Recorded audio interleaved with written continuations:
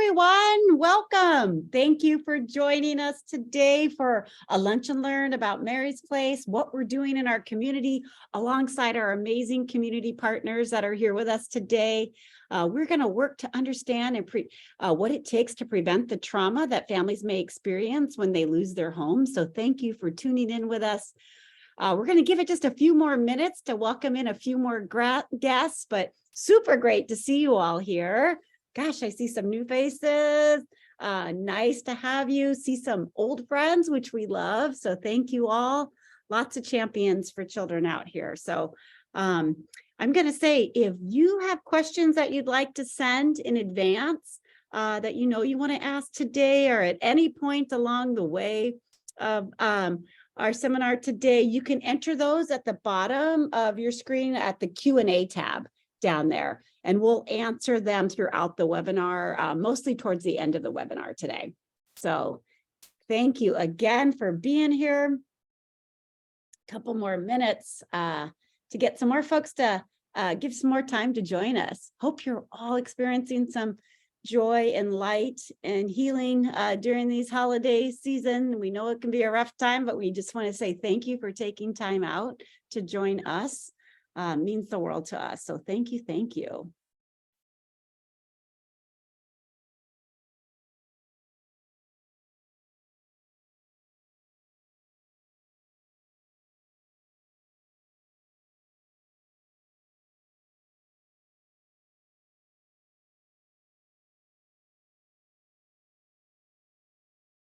Hello, those of you that are just coming on, thank you, thank you. We're just going to wait another minute or so to see if some more friends are going to be able to join us. Welcome to the Mary's Place Lunch and Learn. So grateful you're here.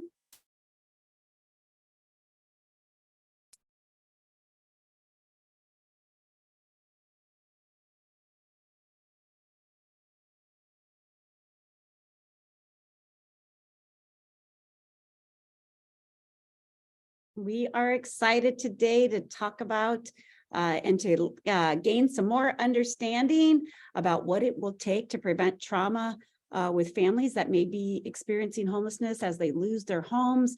We've got some of our great community partners here. We've got the experts here. So we're just going to give it a couple more minutes. And I will say, if you have any questions ahead today, you can put those in the Q&A tab at the bottom where the chat is down there. I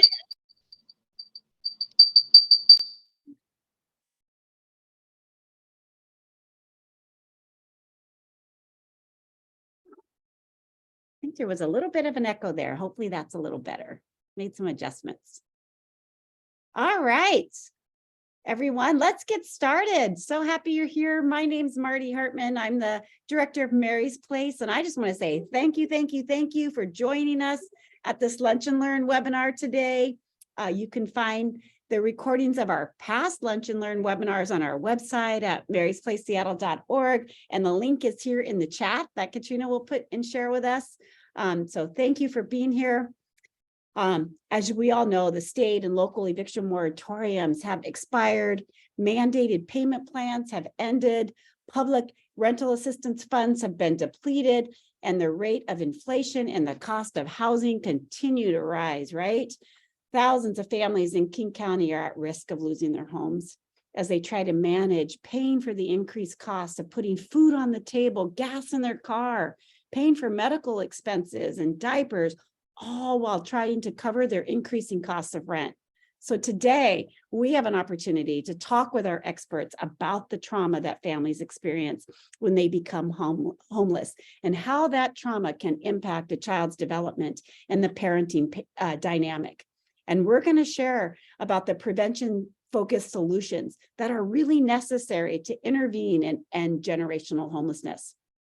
But before I introduce your panel, I'd like to begin our time together today by acknowledging the land on which Mary's Place operates as the traditional home of the Coast Salish people, specifically the traditional home of the Duwamish, the Snohomish, and Suquamish, who are, although not all recognized by the federal government, still here today.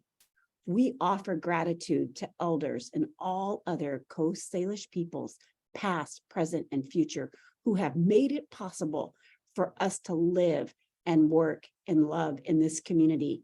And we invite each of us to seek authentic relationships with Indigenous communities and to continue to learn about the past and present colonial impacts and to move beyond acknowledgement to action.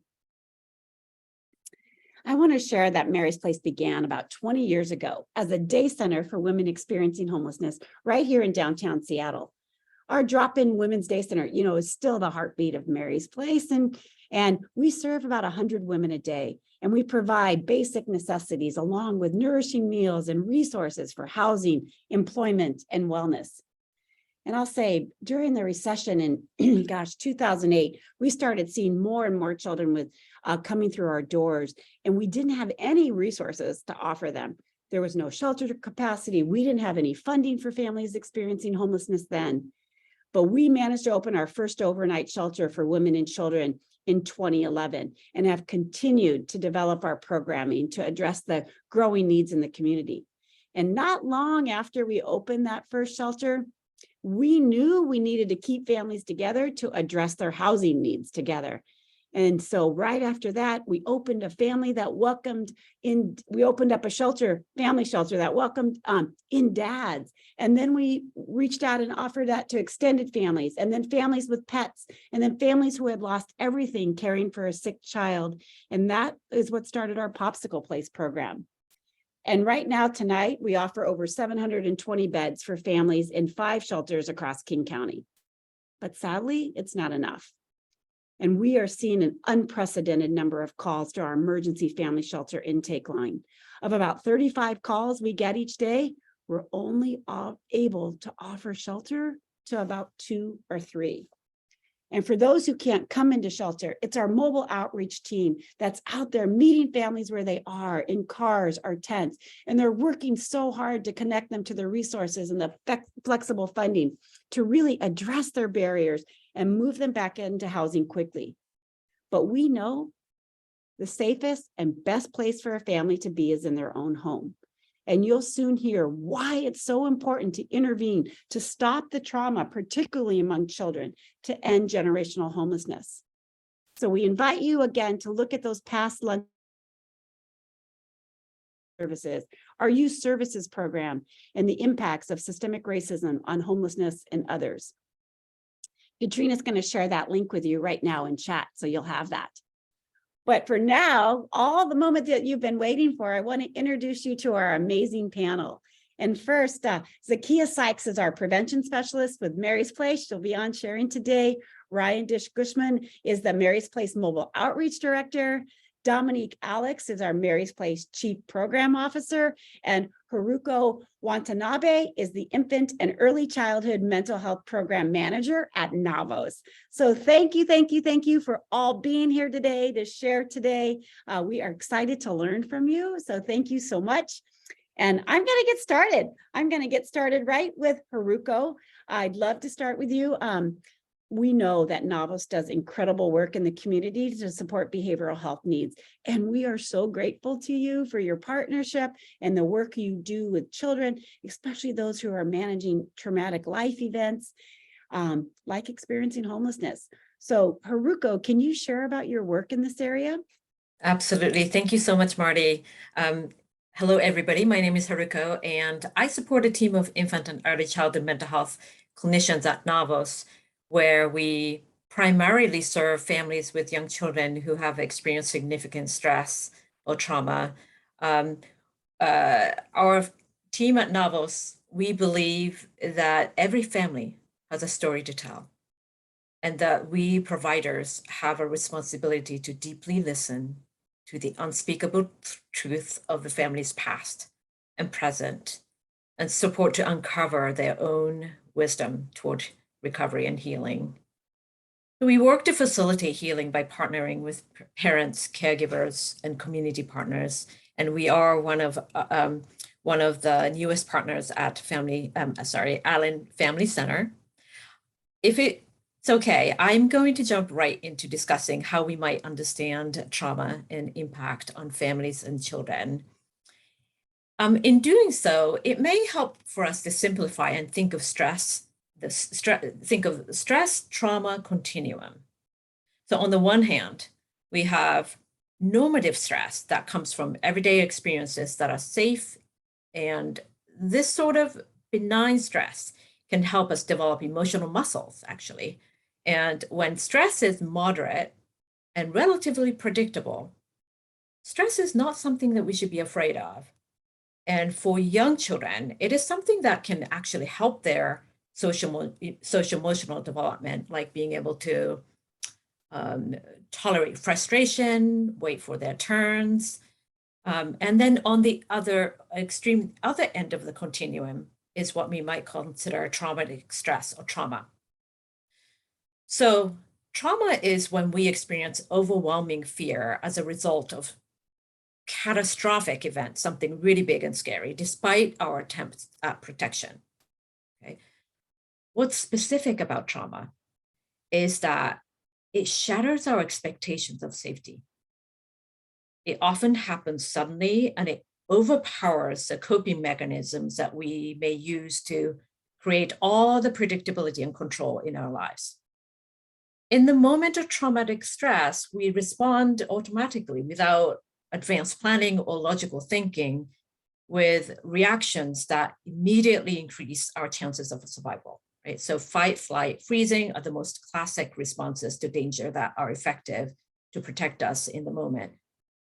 But when the danger becomes chronic, the same stress response stops working as well. Right? So we may become exhausted, and over time, we may even lose our capacity to tell the difference between real and perceived danger. When that happens, our reactions can become distorted even. Katrina, may I have the slide, please? So in a moment, you'll see, let's see, you can see the slides. Apologies, it is not wanting to share. I'll just keep trying this again. Just 1 second. So sorry. That's okay. I'm going to keep going if that's okay. So in a moment, you'll see a picture. And we think of trauma. We like to think in metaphors and pictures sometimes. And we think of trauma as a storm cloud that hangs over our head and that can follow us around and color the lenses through which we perceive the world around us.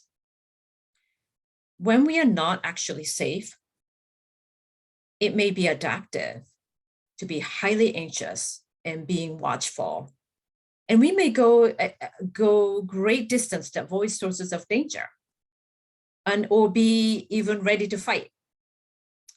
So in our work at Navos, we act first to ensure safety, or at least acknowledge the lack of safety and how it impacts family members we are supporting. And in our work at Navos Infant and Early Childhood Mental Health Program, and in Ryan's and in Zakea's work at Mary's Place, we may address safety in many different ways. And case management, care coordination are some of the examples. We may develop safety plans. And we also need to acknowledge contribution of poverty and oppression. Some of the ways to promote safety may be through providing access to financial assistance, like Marty was saying earlier, and organizations also ensuring that programs are designed in trauma-informed ways. I'm wondering if I should pause or if I should keep going. I do apologize so much, Haruko. I'm not sure what is happening. If you wouldn't mind keeping going, and I'll let you know as soon as I figure this out. Thank you so much. Absolutely, and you can. It's okay that you would start from the first slide when it's ready, and I'll just kind of catch up. And so, how does trauma impact children? And in our program, we focus on young children birth to 5. So young children. What we know about young children is that they expect parents and caregivers to be all powerful and protective, no matter what. And most children are very attuned to how the grown-ups are feeling, and they know when something is wrong. They can tell. They have, we call it like, it's almost like they have a superpower, another sense that they can pick up on, something is going on at the grown-up level, even if they don't understand what the grown-ups are saying. We need to focus on rebuilding what we call the protective shield, with attention to both lack of perceived safety and realistic risks to safety.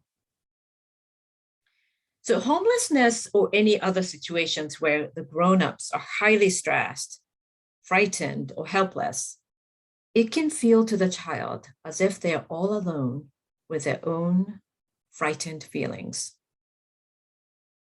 And trauma can really derail the child from their normative developmental path. When the child is very stressed and frightened, the priority is for the child is really for any of us, is survival, right? And they may temporarily regress or lose some of the developmental skills. And another impact of trauma is that trauma robs parents of sense of control and competence.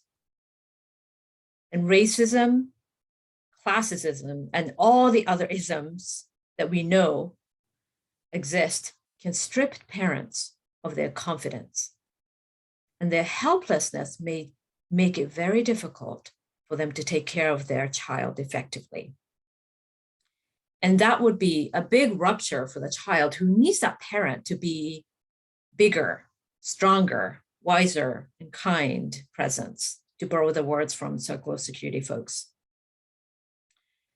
So one of the key goals in child parent psychotherapy that we use at Navos Infant Mental Health Program is to restore the protective shield for the child so that they feel protected, loved, and kept safe.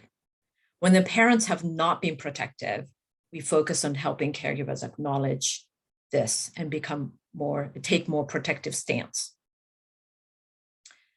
We work to help the parents reclaim their voice, because again, remember, trauma robs them of their control, competence, and often voice.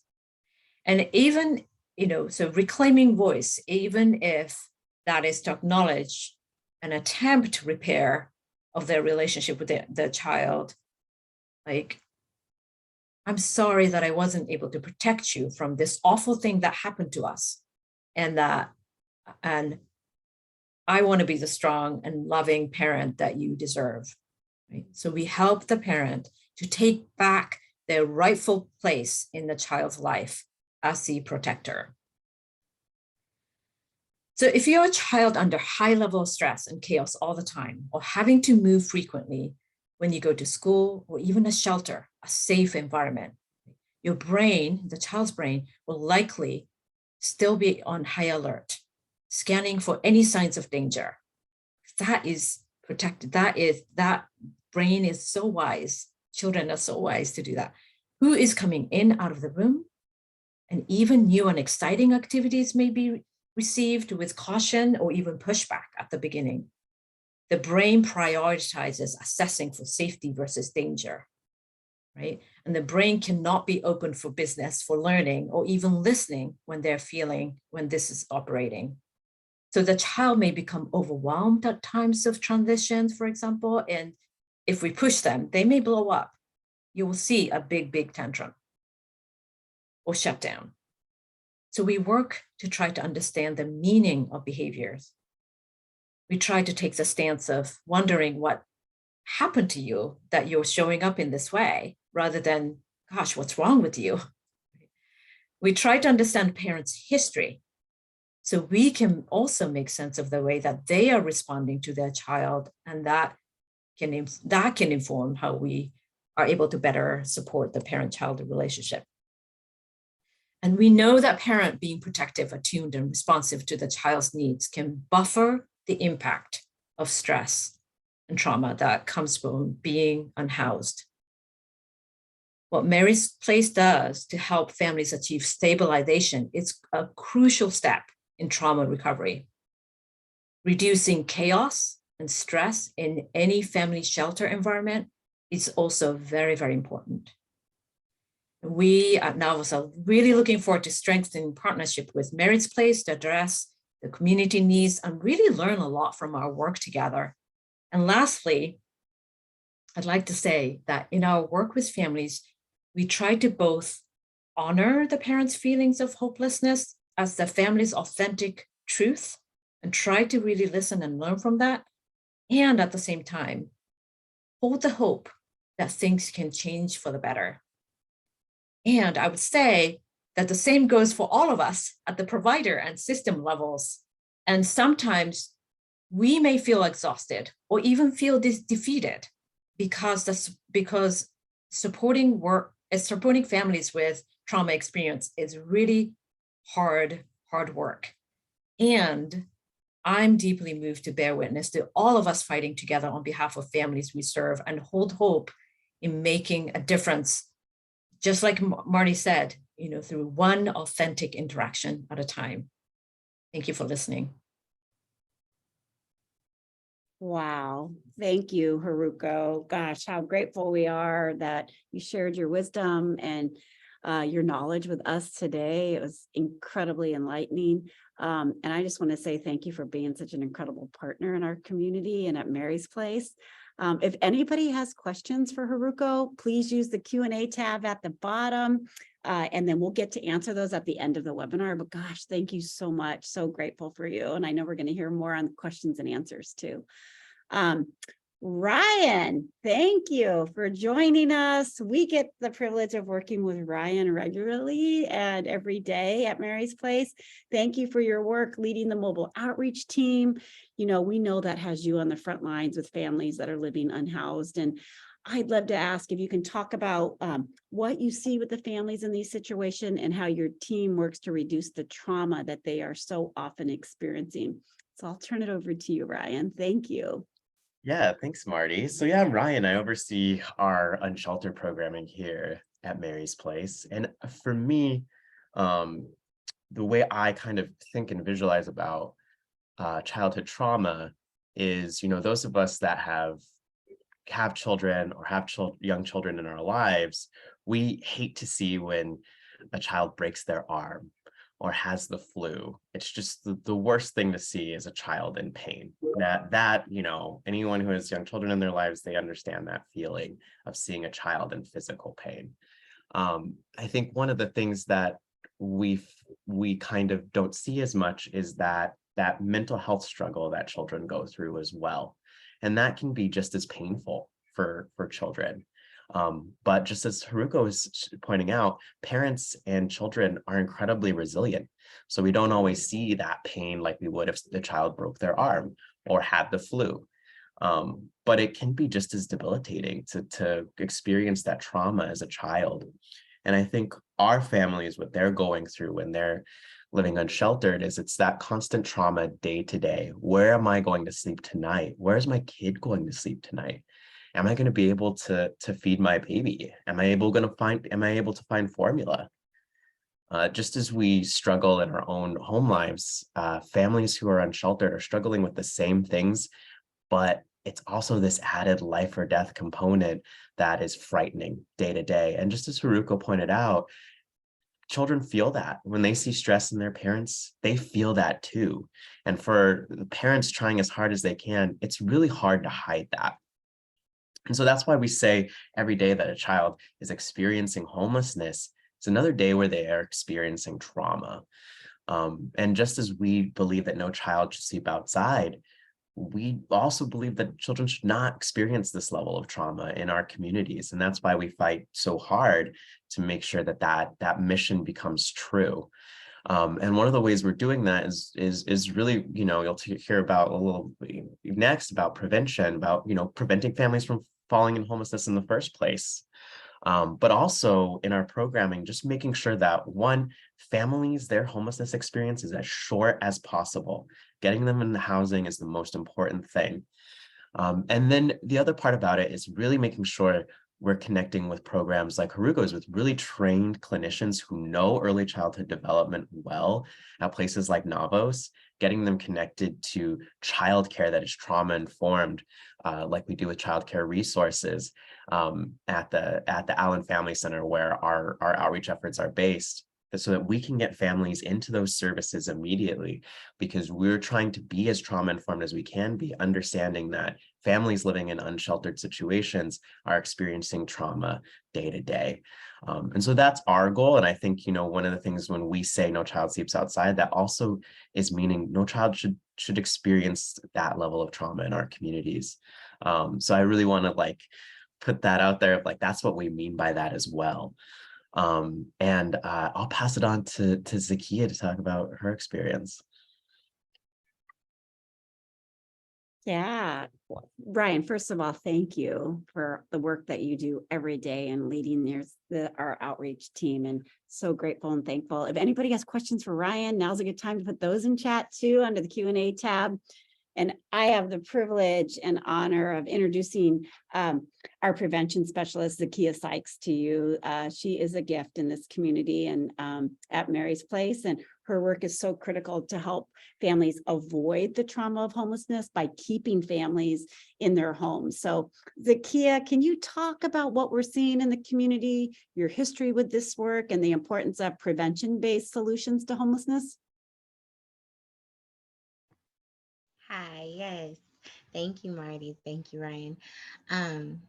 So in prevention so far, the things that I've seen in the success of the prevention program is not only meeting the families where they're at, but also understanding that if a solution for their instability would to be going back into homelessness, that's re-traumatizing the family, that's re-traumatizing the children, uprooting them from where they feel most comfortable and where they thrive at.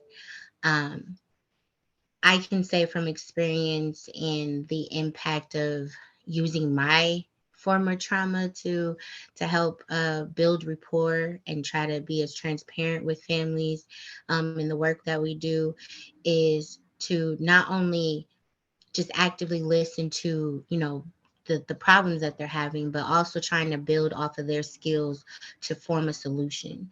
Understanding that, how Haruko and Ryan discussed, is that not only is the parent of the family traumatized by whatever life events they've gone through to even get them to the point where they needed services, were in shelter, or had to reach out to the mobile outreach team, that feeling of doubt and uncomfort, just being uncomfortable with the fact that they don't have full control over every aspect of their life.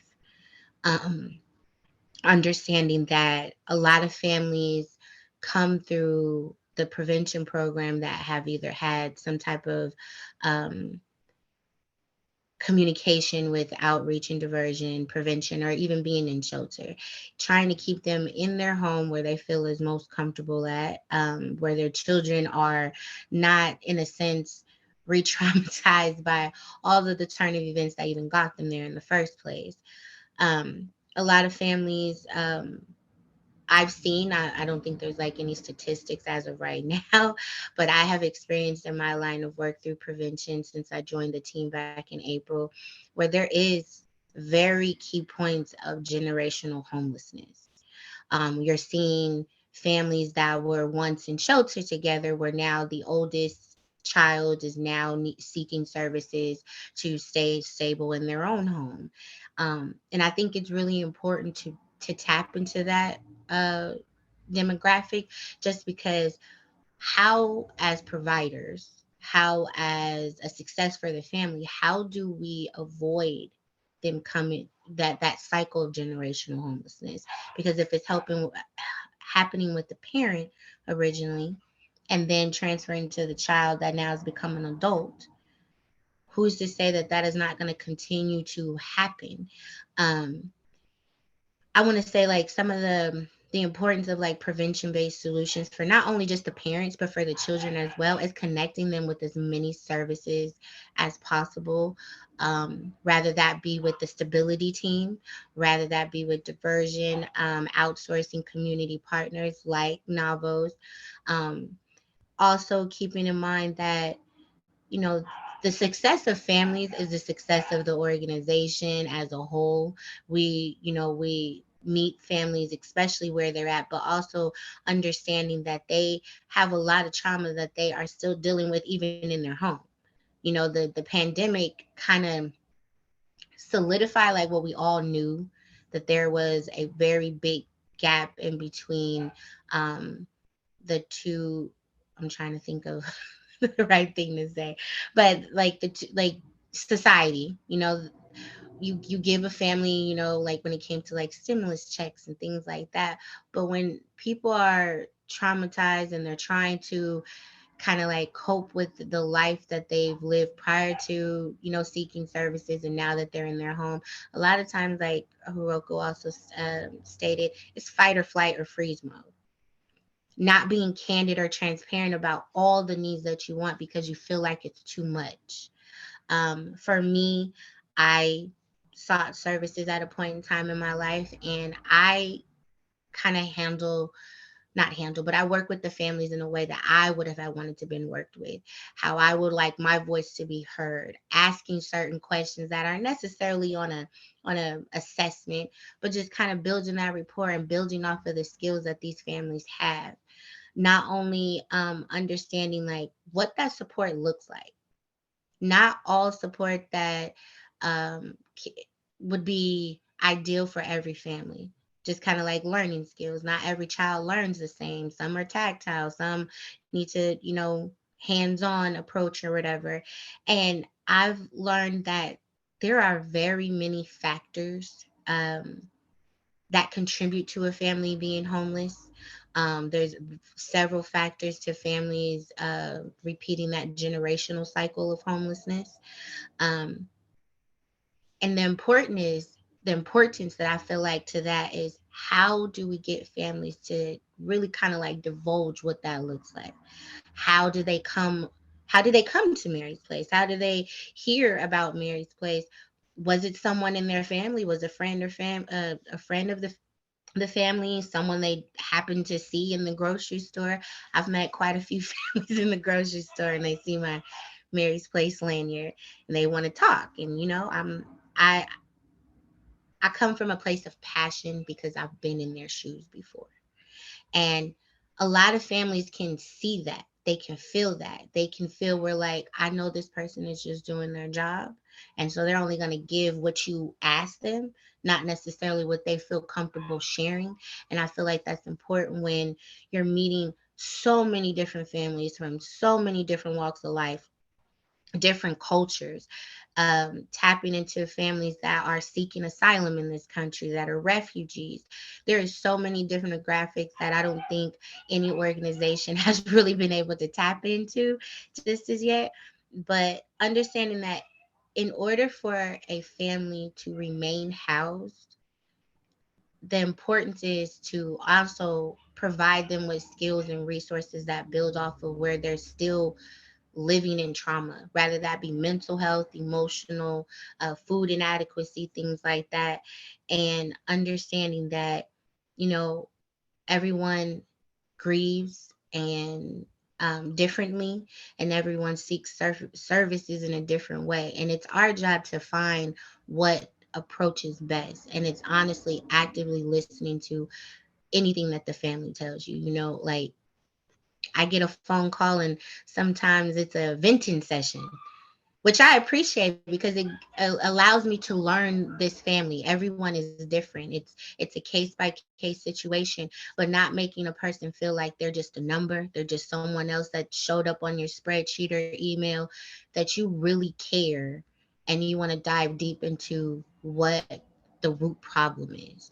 And sometimes you don't always get to that point, but I can say from my experience with prevention, that relief that care, that consideration that you have to listen to this family story is really true, and it helps them to walk in their truth and to share their truth with you, so you know how to better serve them.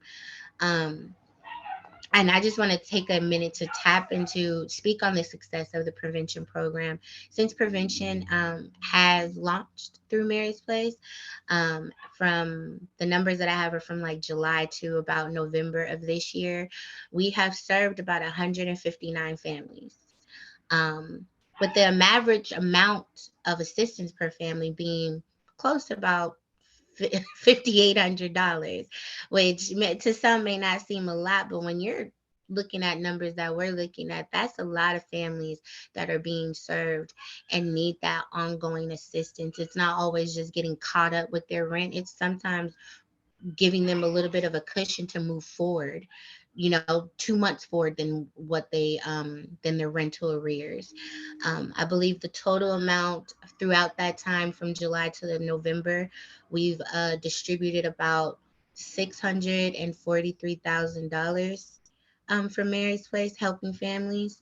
And I think the importance of understanding what those numbers look like and where they're coming from, but understanding that a lot of those families that have come through prevention, as well as I believe through outreach, because we've partnered with Ryan's team to get some families served as well, that we're collaborating internally, and we're also collaborating externally with community partners to get these families served.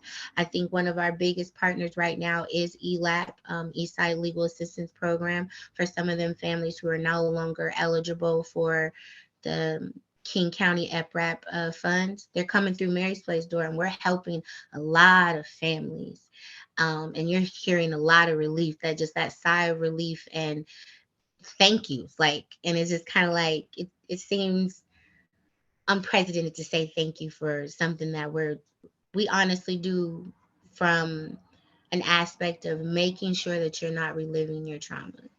And that's not just helping just one person, that's helping a lot of people.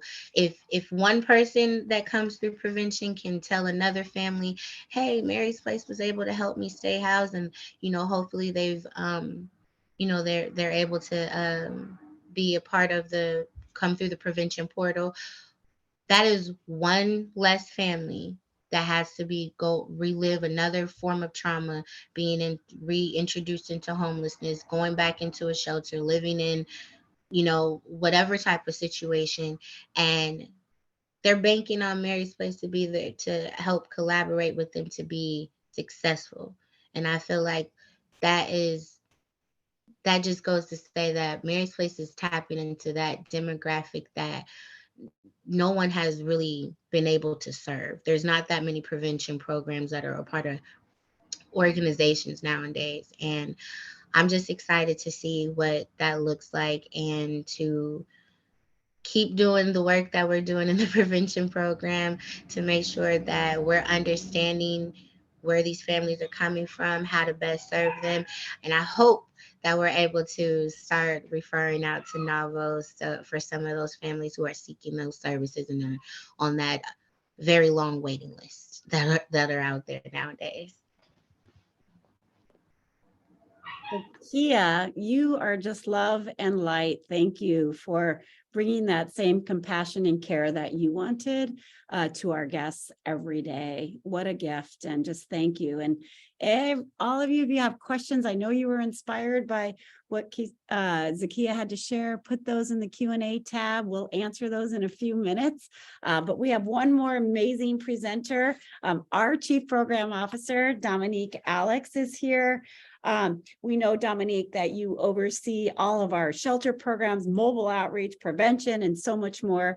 Can you share about your work with these different approaches and how you see Mary's Place adapting to really help end the crisis of family homelessness with prevention? Yeah, thanks, Marty. And I just really want to appreciate my colleagues on this call and all the work that you all do with passion and commitment, and the staff on the front lines.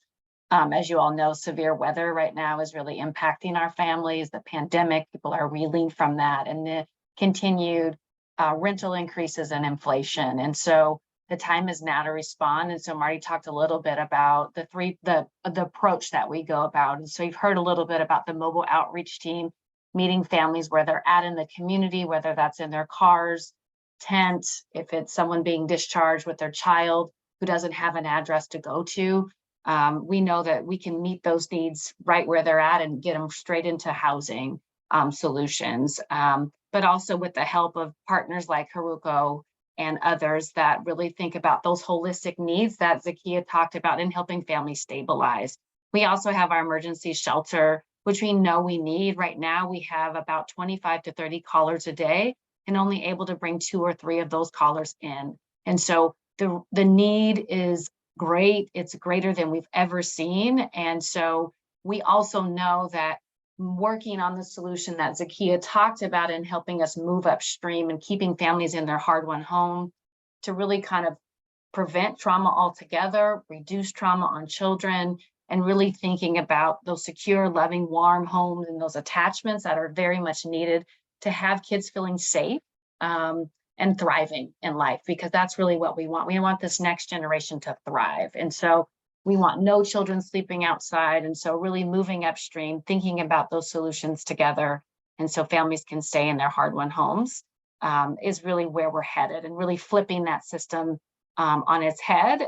So we have less inflow into shelter and have to do less of that emergency traumatic experience with our families and our children in particular. So that is where we're at today. I appreciate just listening and being a part of the community and kind of creating community solutions with you all as well. So I'm going to turn it back over to Marty. All right. Well, wow. Thank you, Dominique. Thank you for that recap of resources, our connection to community partners. We don't do this work alone, right? That we are better together, and we're better together with our community. And so we want to hear from you. We know we've gotten a few questions in already. Our panel's ready. The experts are ready here to answer those. Katrina, if you wouldn't mind asking the questions, and then jump in, panel, right? Like who wants to answer some of these? So take it away, Katrina. Well, yes, thank you all again. We have a few questions that have come through. So first question, and possibly Dominique, you might be able to speak to this as one of the programs you help to oversee. Do you keep in touch with graduates or former guests, former clients of Mary's Place? And do you have a success story you might be able to share? I know all of you have success stories, but you know, if there is one, we can also share some of these after as well in a follow-up email, depending on what's on top of mind. Yeah, thank you for the question. I think there's multiple ways that we keep in touch. One, when a family has touched any of our services, there's various ways that we want to make sure that people know that we're here for them, and that it's not just a transactional relationship. It's really that we are in community together, whether you're in services or not. And so we do intentional check-ins with our stability team or other folks that do this work, like Ryan's team, prevention. They will make intentional calls just to check in on folks so that they don't get back in that crisis, if we can help avoid that. There are other stories where we have people that might stop by and just let us know how they're doing every once in a while, or make a phone call in, which is always great. We also have people that come back and work for us. And so I think that's the true success story, in seeing people who may have touched our services and they come back and they're part of our staff. So I think there's multiple ways, and that for me is a true success. But also watching families get their keys and just seeing that hope, that light, and that restoration to their family, I think is really a true testament to all of the hard work that they put in, but also in collaboration with folks that you have on this call. Thanks so much, Dominique. This one also might go back to you as well, or Ryan, I'm sure could speak to this. I'd love to know if there are resources or space for supporting and encouraging families with young children with breastfeeding and safe co-sleeping information as another way to support family who may have experienced trauma. Is that just a general question here for Mary's Place? I'm going to answer it from that frame. And if anybody else wants to chime in. Great. We have a health team on staff, and so we have nurses, we have care coordinators, physicians. We also work with community partners that come in, like public health and other partners that might come in to really think about what each individual need of family is. So if that's lactation support, if that's healthcare, so really teaming up with families to support whatever those right now needs are, particularly around childbirth, parenting, and things like that that you mentioned. I don't know if Ryan, if you have anything else. Yeah, I would just add that now that we're working with Navos at the Allen Family Center, we just got a whole bunch of kits and assessment kits for families to look at their own child's development. And these will be little canvas bags that we put a whole bunch of toys into, and the assessment material, so they can look at, like, if they notice anything troubling or any developmental concerns, they can address those, and they can reach out to Navos and CCR, and we'll be providing those for any families with infants or who are pregnant in the new year. So we're really excited about that. So we're really taking this trauma-informed approach seriously. Yeah, if I may add, would that be okay, Marty?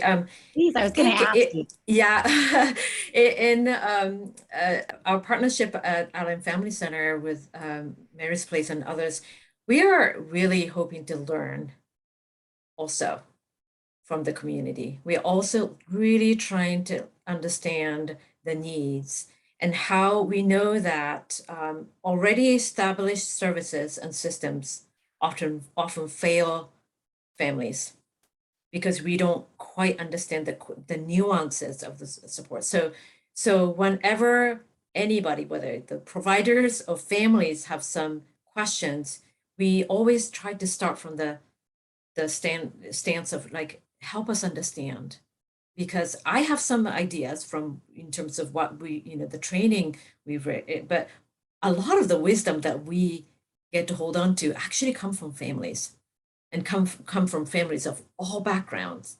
So we want to continue to, we absolutely have resources and developmental guidance and information, and we hope to be of resource. Our presence, our listening, our developing shared understanding will also be resources to the community as well. So that's what we are trying to do at Allen Family Center. And that we will, of course, have Navos infant mental health program already at Navos. And in addition, we hope to co-create something that doesn't quite yet exist. I was going to add also, I believe, and I think this is what Dominique was referring to as well. In the shelter standpoint, there's also Baby's Best Start for families who are going into their third trimester of their pregnancy, and they're, allotted a room to themselves for an extended period of time while them and baby get acclimated to each other after birth. I believe they're provided with a lot of not just resources, but also some like baby gear and certain items that they would need before baby gets here, especially a car seat, because we already know those are very expensive and hard to come by. But I just wanted to add that as well, as far as like providing families with infants and co-sleeping and type of medical information regarding, before baby gets here and even after baby has gotten here as well. Thank you all. That was super informative. I appreciate all that information. And yeah, our Baby's Best Start program is pretty amazing, making sure that moms have that time, right? Pregnant moms, and then they come in and they can deliver, and then also bring their baby back to shelter and as they work on their housing solution. So thank you all for sharing that great information. Another question. Do you have another question for us, Katrina? We sure do. And this one, Haruko, I'd love if you might be able to talk a bit about this. Basically, how are you addressing the healing and re-strengthening of families experiencing traumatic events within the family? For example, domestic violence education. Yeah, wow, that is a big question and a really, really good one. And whenever we are talking about violence or interpersonal violence that happens within the family, for example, like domestic violence, I think it has when I was trying to talk about how trauma shatters parents' protective shield, it happens in such a complex and multiple layered ways that we take that process seriously and we take time to unpack what's happened. So establishing safety is always first, right? So ensuring that every member of the family is safe. And once that, because again, we can't quite access the thinking part of the brain when our brain has to prioritize ensuring safety, right? So safety. So this is like, this partnership is like so crucial for our work as well at Navos. And then we take time to assess the most recent trauma that happened. So that could be the domestic violence that the speaker is asking about. And the other one is, are there other trauma that wasn't included in reason for referral? Because taking that time to actually assess what happened to the child and also what happened to the parents as grown-ups, but also as children, they could all be contributing to the current picture that we see. So we often find out that the assessment, being able to engage in the thorough assessment process with caregivers, meaning like parents and other important grown-ups, and the child is so critical. Often the system pressures us to rush through the process and just provide some sort of kind of prescriptive kind of treatment. And that we as providers can miss the point, miss the target. So thorough assessment, I would say it's one of the key ingredients. And then, I would love another hour at some point to talk about the rest of the work. But thank you, and feel free. I just put my contact information. Feel free to. I always enjoy a conversation with community partners. So feel free to contact me, and we can have that conversation. And it looks like Zakeea has something to add as well. I was gonna say, as also like a DV survivor, unfortunately I haven't had the pleasure of going through Navos, but as a DV survivor, like how Haruko stated, like that loss of control. Like I said, it's like for a person that has like a very strong, personality and character, and they feel like they have every aspect of their life under their control. When someone kind of like takes that from you, or you lose that in a sense, and let's say that the child has witnessed domestic violence, like I've witnessed domestic violence, unfortunately with, family members, it becomes a familiar feeling, if that makes sense. Like it doesn't make you scream and hide. It makes you want to kind of like, in a sense, protect that person that's getting hurt. And as a child, as you get older, and unfortunately I experienced something like that of myself, it wasn't more so like I was fearful. It was more so I was disappointed in myself that I allowed this other person to come into my life and take control over something that I, in a sense, kind of like didn't take advantage of, because no one has ever else been in control of my life but me. But when you have smaller, these little people following you and looking up to you, you don't want that to become familiar to them. So as myself, as a DV survivor, I'm very mindful of my interactions with other individuals, especially when I get angry, because I don't want my children to think that that is okay to talk to people, to be handled, or for them to handle others. So I feel like that's something that a lot of DV survivors have kind of like learned through that experience. Unfortunately, it's not something that necessarily can be taught until you're in that moment, but learn to make sure to be mindful of those interactions now that they've come out of that situation. And even when you're in the situation, you try to hide and shield your child from what you're going through, but they feel it, they hear it, and they're constantly thinking and checking up on, Mom, are you okay? And at times that can make you feel weak as a parent, to know that your little person looks out for you when you're trying to look out for them. Wow. Thank you so much, Zakeea and Haruko. Really appreciate those shares. So I have a couple more questions. If we aren't able to get to all of them, don't worry, we'll definitely be sure to follow up, and I will be sending an email later with the recording and can answer some questions there as well. For the next question, Ryan, I'd love to direct this to you. Do you still have the diversion center in Seattle that families are able to stay the night at? Yeah, there's the family diversion center is now like a shelter. We converted that to like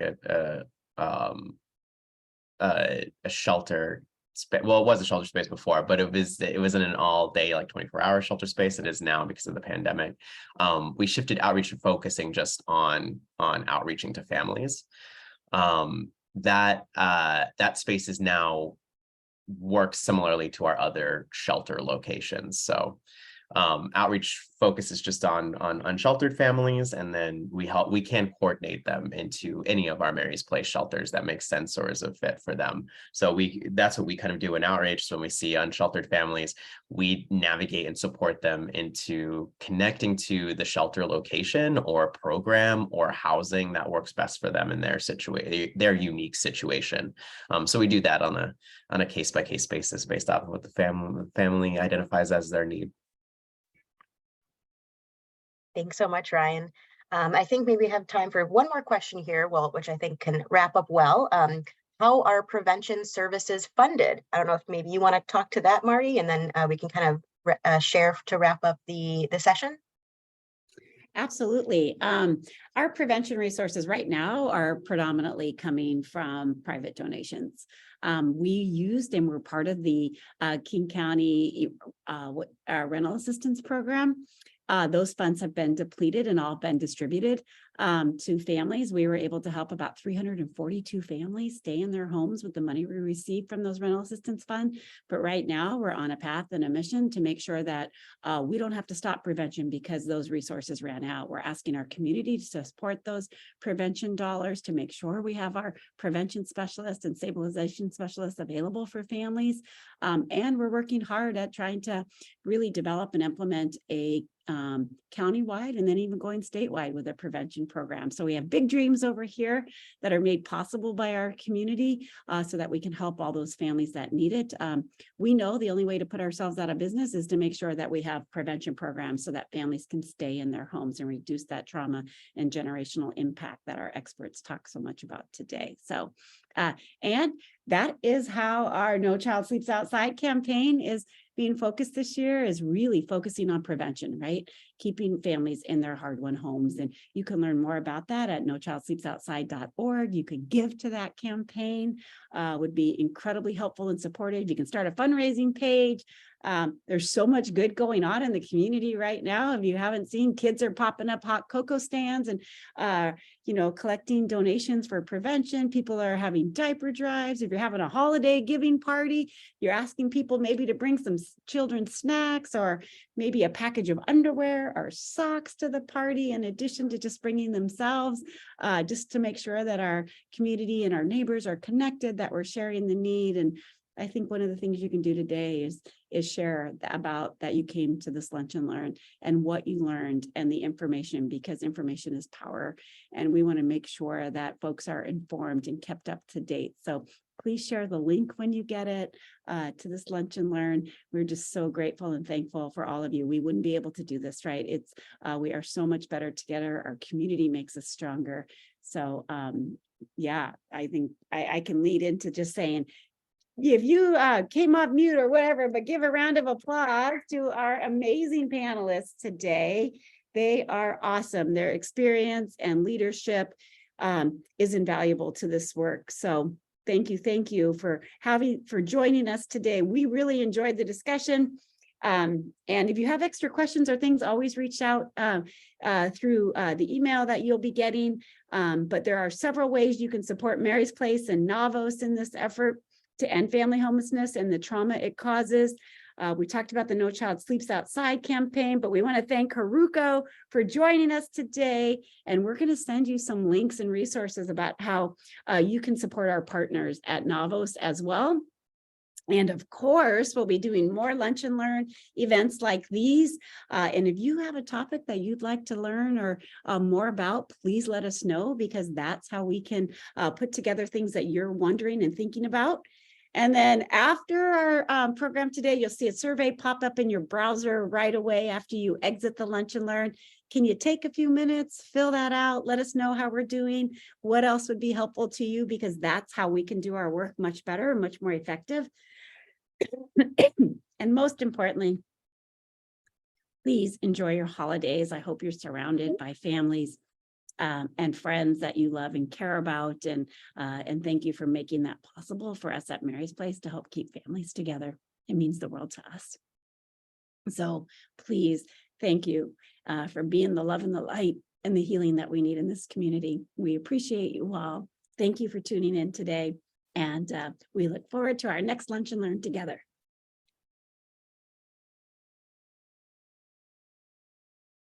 Bye, everyone. Thank you, thank you, thank you.